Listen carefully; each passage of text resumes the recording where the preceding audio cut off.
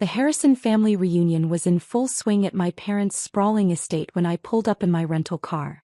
10 years away in Singapore had changed me, but the iron gates still looked the same, imposing, unwelcoming, just like the family they protected. I checked my phone. 11:47 a.m. By now, the ownership transfer of Harrison Technologies would be complete. 10 years of careful planning, all leading to this moment. "Miss, this is a private event."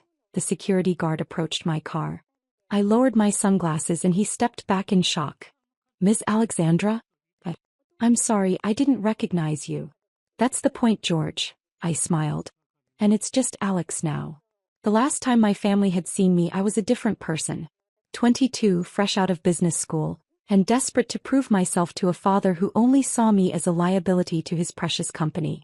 Now at 32 I was unrecognizable, and not just because of the sleek black hair that had replaced my former blonde curls.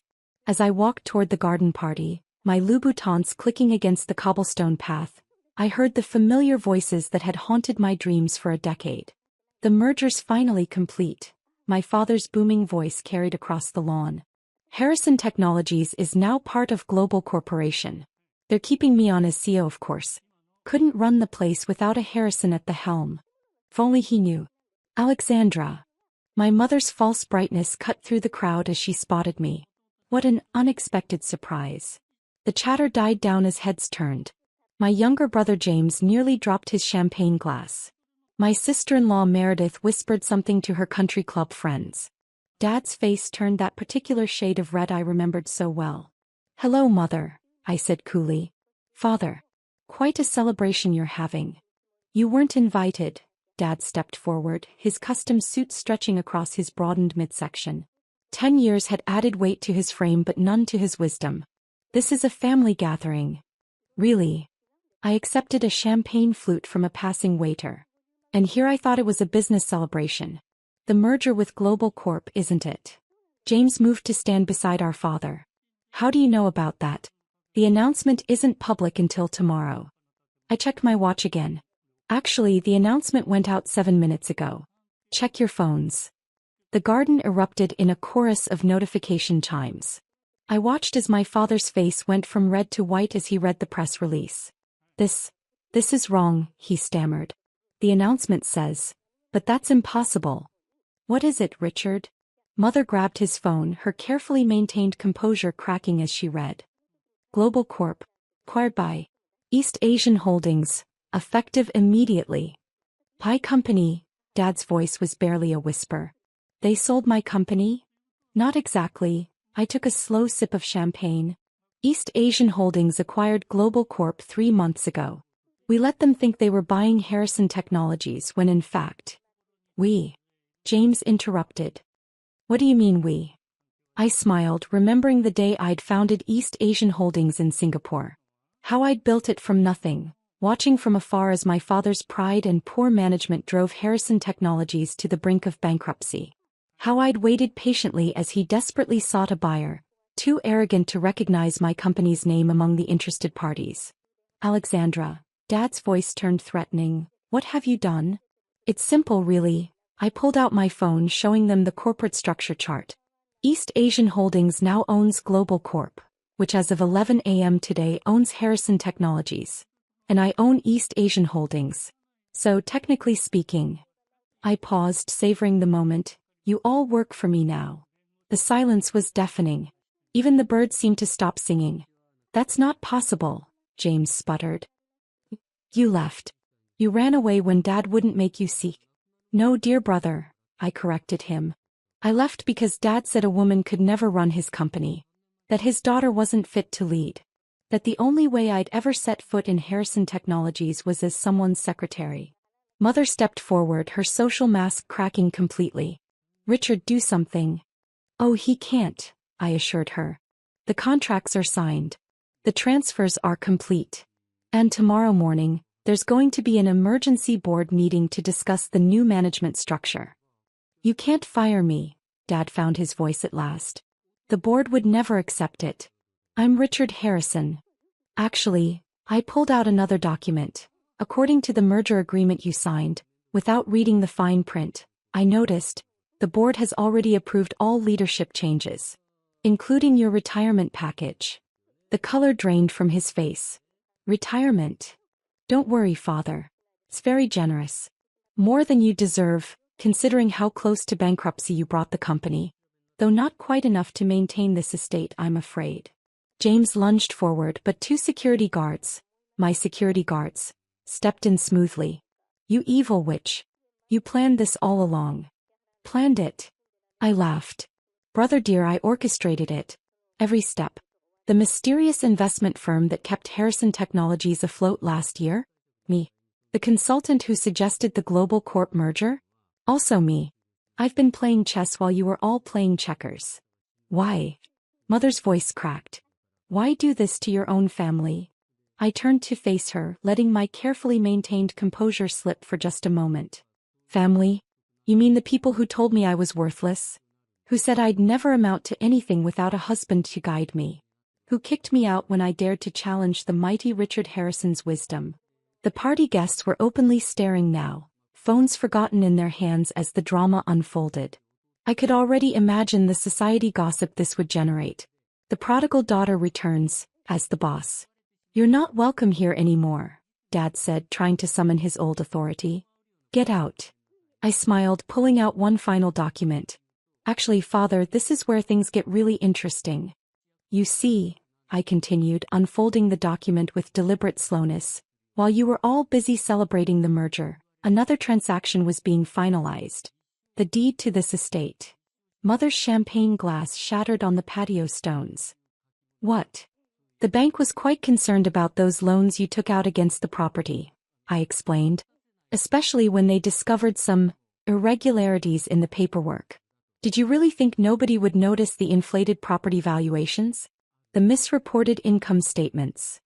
Dad's face went from white to gray. Those were private transactions. Nothing's private in banking anymore, Father. Not when you're dealing with international finance. It's amazing what people will tell you when you own their debt. James stepped forward again, fists clenched. You bought our home? Technically, East Asian Holdings bought it. Along with the summer house in the Hamptons, the ski lodge in Aspen, and... I paused for effect, the yacht. Though I must say, Father, maintaining all those properties on the company dime, that's the kind of financial mismanagement that got us here. The gathered guests began to disperse, sensing that this was no longer a celebration but a corporate execution. Only family remained, frozen in their spots like actors in a twisted tableau. You have 24 hours, I stated calmly, to vacate the premises. Don't worry about packing everything. I'm sure you can afford a nice apartment with your retirement package. Well, a modest apartment. This is our home, Mother whispered. We've lived here for 30 years. No, I corrected her. This was your prison, where you held your perfect society parties and pretended we were the ideal family. Where you told me I was an embarrassment because I wanted to work instead of marry rich. Where you watched silently as Father crushed every dream I ever had. I was protecting you. Dad exploded. The business world would have eaten you alive. I laughed, the sound echoing across the now empty garden. The business world did eat me alive, Father. And I emerged stronger. Every rejection, every humiliation, every night I spent sleeping on office floors in Singapore, they all led to this moment. What about me? James demanded. I'm still VP of Operations. Not anymore, I checked my phone. Your resignation was processed an hour ago. Though given the audit our team just completed, you might want to hire a good lawyer. Those consulting fees you've been paying to your offshore account? Not as clever as you thought. He fell back, face ashen. Meredith, who had been quietly inching away, suddenly turned and ran toward the house. Don't bother packing the jewelry, Meredith, I called after her. Those pieces you claimed were family heirlooms when you insured them? The ones actually bought with company funds? They're being repossessed as we speak. Mother stepped forward, trying one last time. Alexandra, darling, surely we can discuss this. We're family. Family. I turned to her, letting 10 years of pain surface. Was it family when you told me I was ruining the Harrison name by wanting a career? When you set me up on dates with your friends' sons instead of supporting my business plans? When you stood by and watched Father destroy every opportunity one created for myself? I was trying to protect you too, she whispered. No, you were protecting your social status. Your perfect family image. Well, congratulations, you'll be the talk of the country club now. I motioned to my security team, who began posting eviction notices around the property. The sound of their staple guns punctuated the heavy silence. The board meeting is at 9 a.m. tomorrow, I announced. Father, you'll be expected to hand over all company materials and access credentials. James, the forensic accountants would like to speak with you about those consulting fees. Mother, the estate inventory team will arrive in an hour. And then what? Dad asked, his voice hollow. You destroy everything we built? No, I replied softly. I rebuild everything you destroyed. Harrison Technologies was once a respected name in innovation. Before you turned it into your personal piggy bank. Before you started caring more about appearances than excellence. I turned to leave, then stopped. Oh, and one more thing. The company name changes tomorrow. No more Harrison Technologies. What will you call it? James asked bitterly. Phoenix Industries, I smiled. Because sometimes, something better rises from the ashes. The next few weeks were a whirlwind of change. The board, seeing the evidence of my father's mismanagement and my own successful track record, fully supported the transition. James's offshore accounts were frozen pending investigation. Mother and father downsized to a 2-bedroom condo in the city.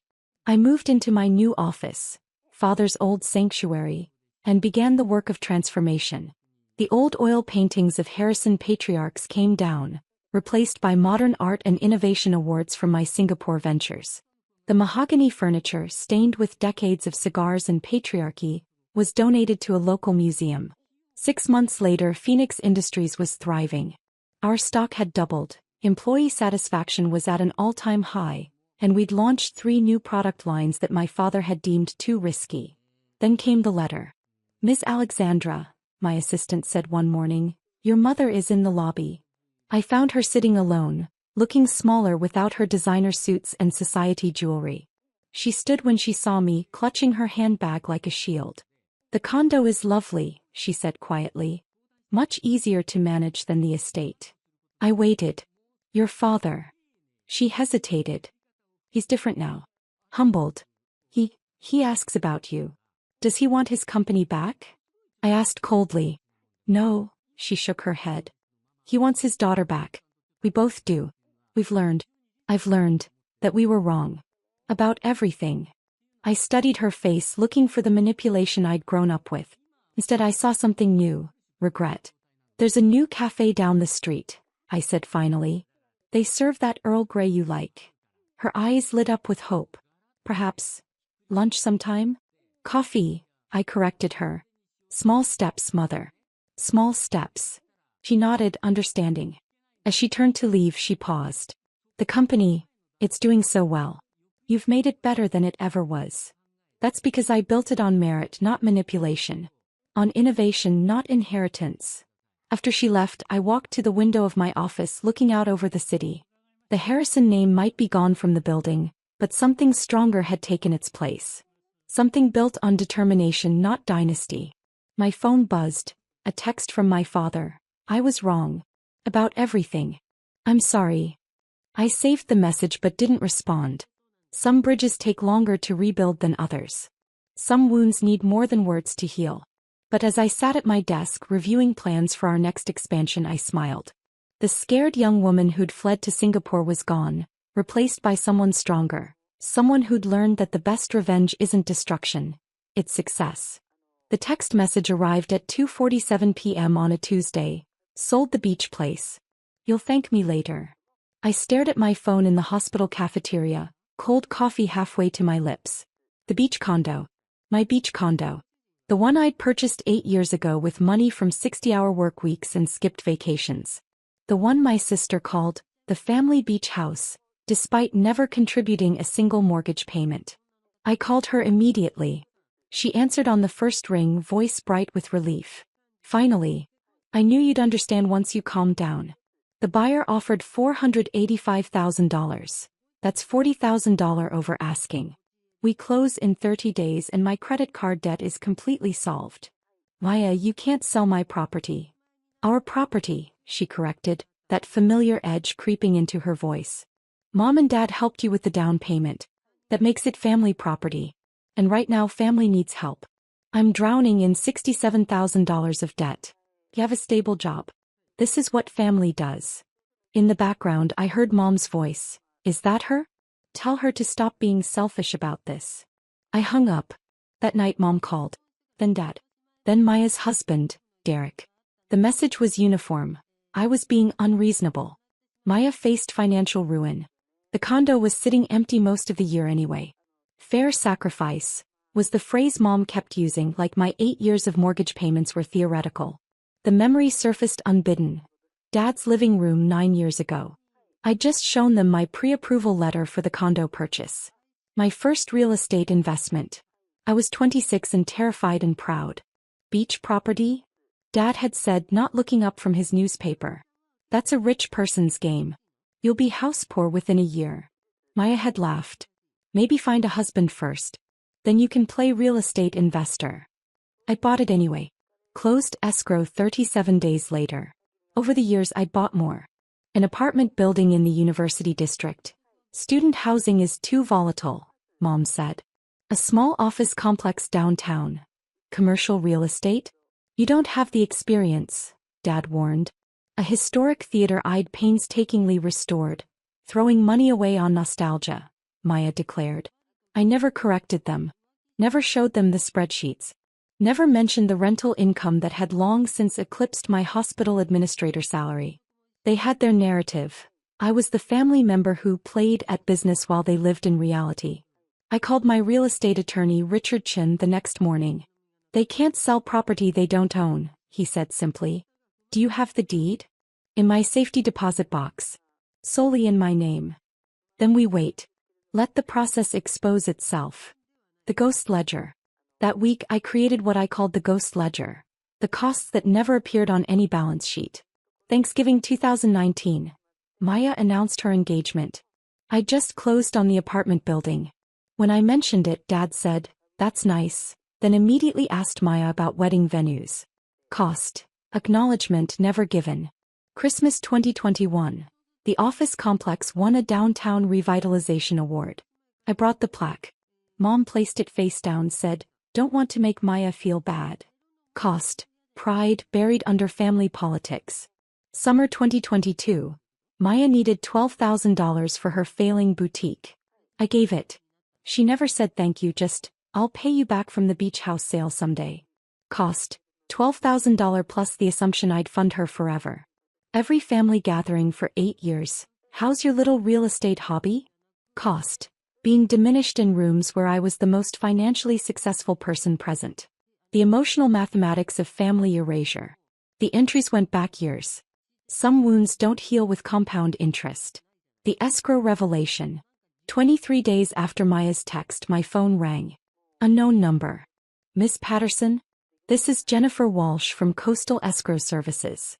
I'm handling the pending sale of 4750 Ocean View Drive, Unit 12. We need documentation from you to proceed with closing. What documentation? Seller authorization forms and verification of your identity as the property owner. Standard procedure when the person signing the listing agreement doesn't match our title records. My heart rate slowed. What do your title records show? You as sole owner since April 2016. Your sister, Maya Patterson Foster, signed as seller, but the property title shows only your name. No joint tenancy, no community property designation. The title insurance company flagged this discrepancy this morning. I see. I've left 3 messages for Mrs. Foster. Her real estate agent seems unaware of the ownership issue. I'm required to halt all escrow activities until this is resolved. Our legal department is using words like fraud and forgery. I did not authorize any sale. That property is not for sale. The silence lasted 5 seconds. I need to conference in our legal counsel. Can you hold? The escrow company's attorney, Michael Brennan, had a voice like gravel. Ms. Patterson, I'm looking at documents bearing your alleged signature on 3 forms. The listing agreement, seller's disclosure, and sales contract. I'm also looking at your actual signature from the 2016 purchase documents. They're not even close. How different? Your real signature has a distinctive loop on the capital P and consistent spacing. These forgeries have neither. They look like someone practicing and getting progressively worse. The listing agreement is almost passable. The sales contract looks like a different person entirely. What happens now? I'm required to report this to our title insurance company, which triggers their fraud investigation. I'm also informing the buyers that the sale cannot proceed. And I'm personally recommending we refer this to law enforcement for criminal investigation of forgery and attempted real estate fraud. And my sister? Her real estate agent will likely face licensing board review. Your sister is looking at potential criminal charges. Forgery, fraud, potentially grand theft given the property value. The buyer is already threatening legal action. The confrontation. Maya called that evening, screaming before I could say hello. You called the escrow company? You're ruining my life. I didn't call them. They called me. Because you tried to sell my property. Our property. Mom and Dad gave you. Mom and Dad gave me $8,000 toward a $60,000 down payment 8 years ago. I've paid every mortgage payment, every property tax bill, every insurance premium since. The deed is in my name. Only my name. You're going to let me go to prison over money? You're going to prison because you committed fraud. I'm your sister. You forged my signature and tried to steal a $485,000 asset. That's felony theft. He started crying. I'll go bankrupt. Derek will leave me. My whole life is falling apart. Then you should have thought about that before you forged legal documents.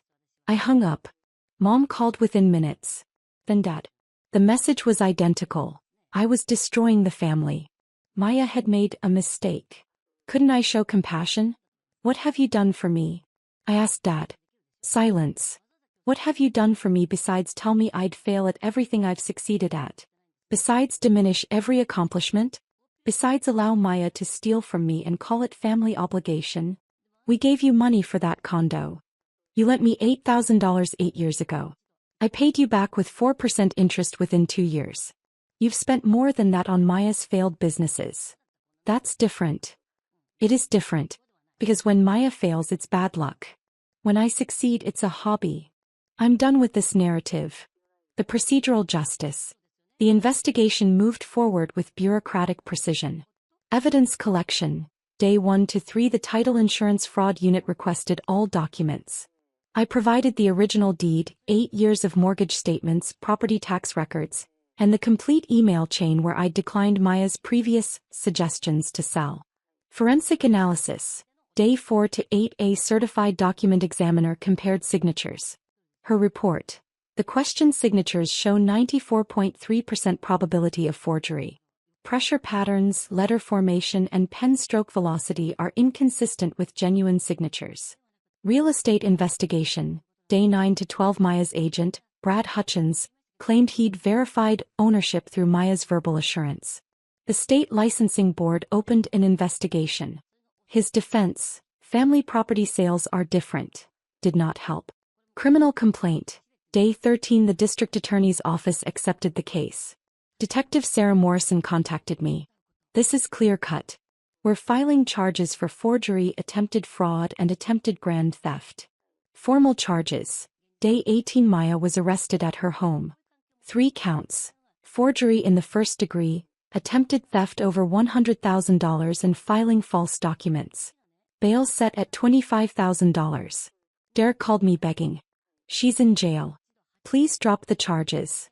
I didn't press charges. The state did. This is criminal fraud. Licensing board. Day 24 Brad Hutchins received formal reprimand and mandatory ethics training for failure to verify seller authorization. Plea negotiations. Day 32 to 45 Maya's attorney negotiated with the DA. She pled guilty to reduced charges, attempted fraud and filing false instruments. Sentence. 18 months supervised probation, 200 hours community service, $15,000 restitution to the buyers, and permanent conviction record. Vesgate. The consequences rippled outward with mathematical precision. Professional. Maya's boutique, already struggling, closed permanently. No bank would extend credit to someone with a fraud conviction. Financial. Derek filed for divorce within 6 weeks. The $67,000 in credit card debt remained entirely hers. Her bankruptcy filing listed the criminal restitution as priority debt, meaning it couldn't be discharged. Social. The hometown newspaper ran the story. Local woman convicted in real estate fraud against sister. Her former friends distanced themselves quietly. Family. Mom and Dad tried maintaining neutrality for 3 weeks before Mom sent an email about how I'd chosen the legal system over family. I didn't respond. When Dad called asking me to help with Maya's restitution payments, I blocked his number. Freedom. 6 months later, I stood on the balcony of the beach condo Maya had tried to steal. Salt air hit my face sharp and clean. The sunset painted the ocean amber and rose. My phone buzzed. Property manager. All 8 units rented. First of the month cleared. $14,400 deposited. I opened my portfolio spreadsheet. 11 properties now. The beach condo. The apartment building. The office complex. The historic theater. A small shopping center. 2 residential rentals. 4 commercial spaces in the warehouse district. Total portfolio value, $6.2 million. Annual rental income, $387,000. Equity, $4.1 million. 11 fortresses I'd built while my family called it a hobby. The condo's title sat framed on my wall now, a reminder that boundaries aren't cruelty. That walking away from people who diminish you isn't abandonment, it's survival. Maya sent occasional emails through her lawyer, asking to reconcile. Mom forwarded family photos I wasn't in, passive-aggressive captions about complete families. Dad left voicemails about forgiveness. I deleted them all. Because some people will love you only as much as they can use you. Will celebrate you only when your success doesn't outshine theirs.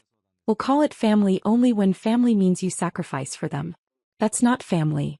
That's hostage negotiation. I'd built an empire while they called it foolishness.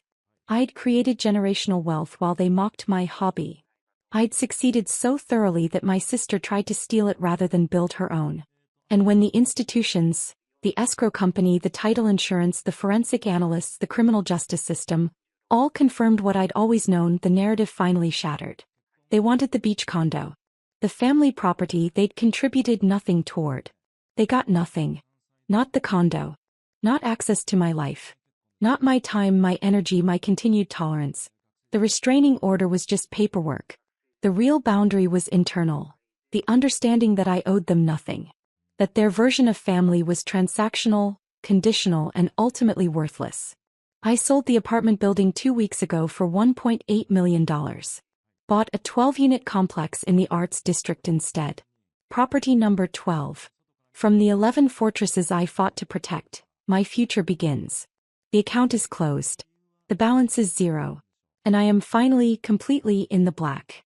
The Monaco Marina sparkled in the Mediterranean sun, luxury yachts bobbing gently in their berths.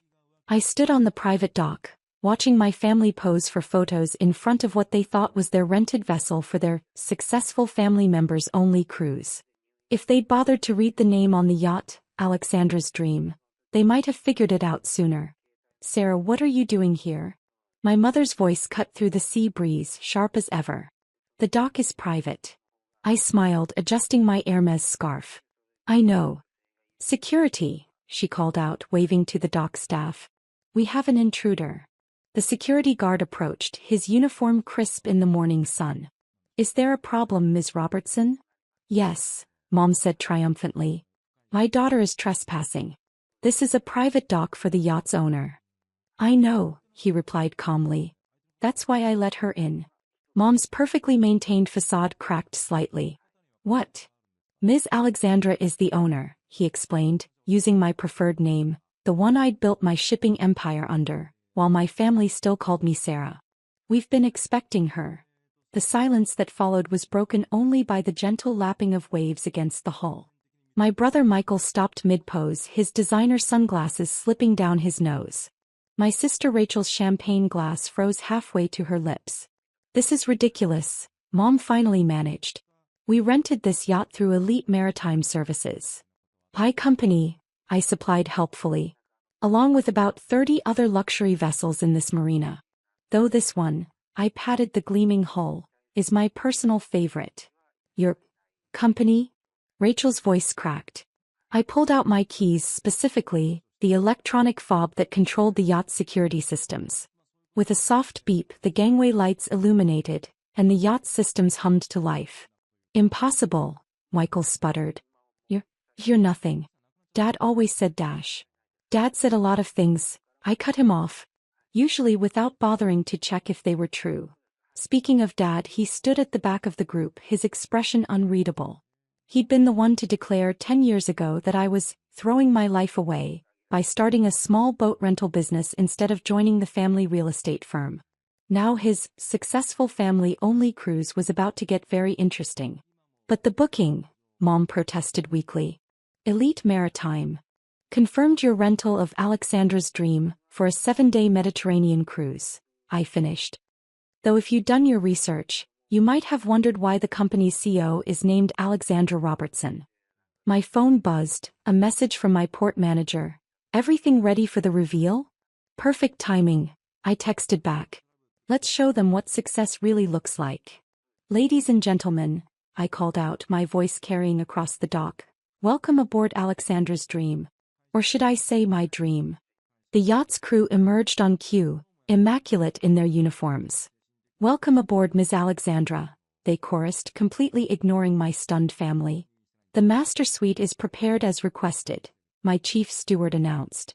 And the additional accommodations have been arranged.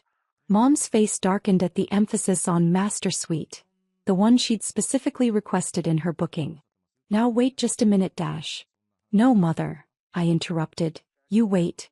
For 10 years, you've excluded me from family events because I wasn't successful enough. Called my business a hobby. Told everyone I was finding myself, while my siblings were building real careers. I gestured to the marina around us. Take a look. Every yacht with the Elite Maritime logo? The shipping company that transports your precious real estate materials? Also mine. The luxury charter service you used to book this cruise? Would you like to guess? Rachel had pulled out her phone, frantically Googling. Elite Maritime Services. Estimated worth. Oh my God. $4 billion at last valuation, I supplied. Though with the new Asian expansion it's probably closer to 6. Not bad for a hobby, wouldn't you say? Michael stepped forward, his business persona taking over. Sarah, if we'd known Dash. You'd have what? I asked coolly. Invited me to the cruise? Bragged about your successful sister? Tried to take credit for my achievements. That's not fair, Mom protested. We were trying to motivate you, Dash. By excluding me? By making me feel worthless. I laughed, but there was no humor in it. Well, congratulations. You motivated me to build something so successful that you literally paid me to rent my own yacht. The crew was trying to hide their smiles. They'd heard all about this family during our planning sessions. The cruise deposit, Dad spoke for the first time, his voice hollow. How much did we? 200,000 euros, I said. Non-refundable, of course.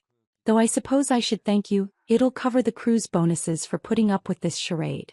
My phone buzzed again, this time with a news alert. Elite Maritime Services announces major expansion, stock soars.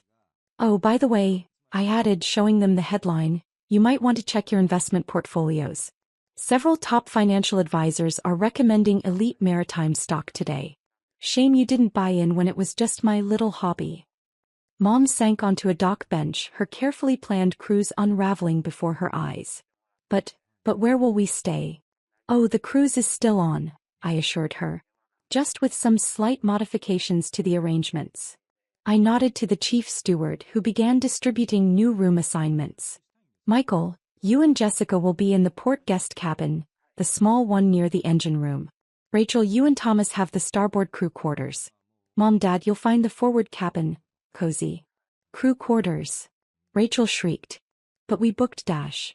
You booked through my company on my yacht, I reminded her. And as owner I've made some changes. The master suite naturally is mine. This is outrageous, Mom declared, standing up. We'll find another yacht, Dash. In Monaco? During peak season. I smiled. Good luck.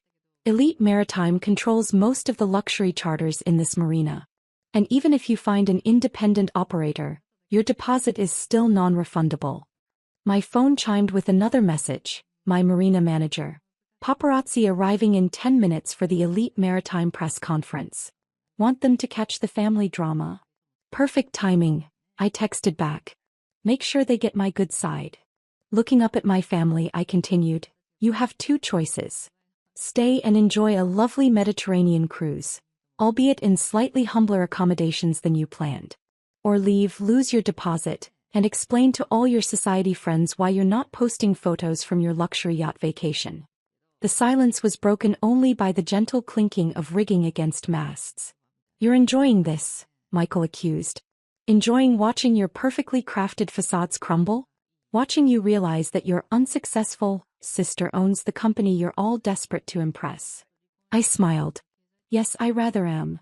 Dad stepped forward, something like respect finally showing in his eyes.